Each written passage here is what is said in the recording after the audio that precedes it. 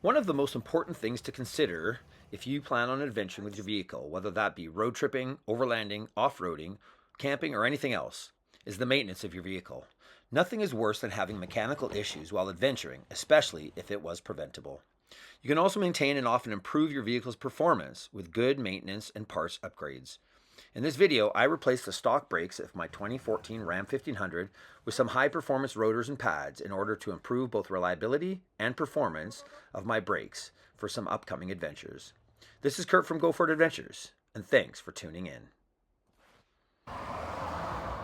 Okay, so this is my 2014 Ram 1500. I'm going to do some work on it today. I'm changing over the brake pads and rotors as well. It is still stock. It's got 118,000 kilometers on it, and the pads and rotors are still stock, so it's about time to change those out, even though there's still a little bit of room on them.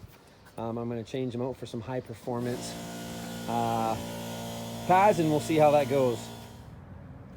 As you can see, these pads are getting a little bit low, maybe 20-25% left on them. They're definitely been well used, but again, 118,000 kilometers or about 75,000 miles is not too shabby.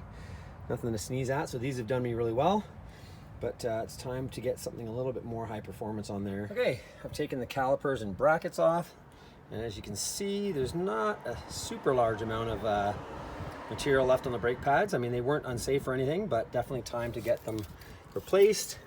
Yeah, so we will replace those with some high performance pads, and I'll definitely get this all cleaned up, and yeah, we'll see how it looks once she's all installed. So here's the new rotor installed. It's a Rebung slotted and cross drilled ventilated rotor. Supposed to be very high performance, supposed to, I'm expecting it to improve the performance of the truck quite a bit in terms of stopping power. Here are the pads I'm using. Okay, these brake pads came with some new mounting clips, which is great. Cleaned up the mounting bracket, and we'll get those pads installed, and then okay, so there we go. The calipers remounted, it's cleaned up a bit. But yeah, got the new pads installed. We'll see how she does once I get the tires back on.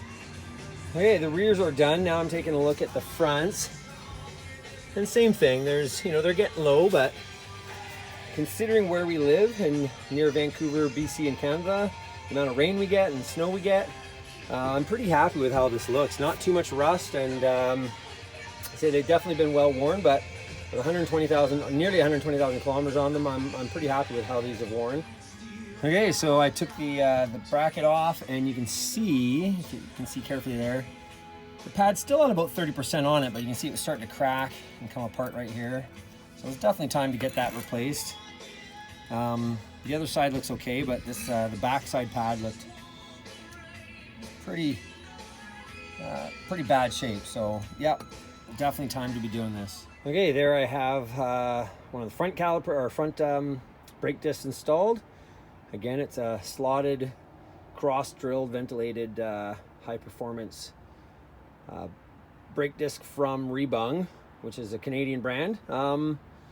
Yeah, they were a really good value, and hopefully we'll get some really good performance out of these. As you can see, these brake pads came with new clips to install them with. And, okay, there we go.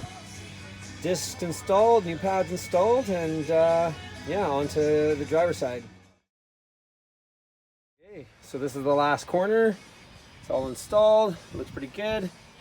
And now I'm going to put the last wheel back on, and we'll take her for a test drive and see how she does. There's a bit of a break-in procedure where you have to stop from certain speeds. So make sure you read the box in your brake pads to make sure that if there is a break-in period, you can figure out how to do that. So I've got them all installed on all four corners, and yeah, we're going to take her for a spin, make sure that everything's working right before we do anything serious with it, and yeah, we'll see how she does. Okay, I just took the truck for a quick spin. Took a few minutes. They felt pretty spongy right at the very beginning, but after a few moderate stops, from medium speed. Yeah, you can see they kind of broke in, and you can see what they look like now. So yeah, so far I'm pretty happy. We'll see how it goes over the next few days. So after 48 hours, the brakes were fully broken in and seated well, and I did notice a decent improvement in both brake feel and stopping power. The cost for this performance set of 4 rotors and sets of pads was $730 Canadian, or about $525 US.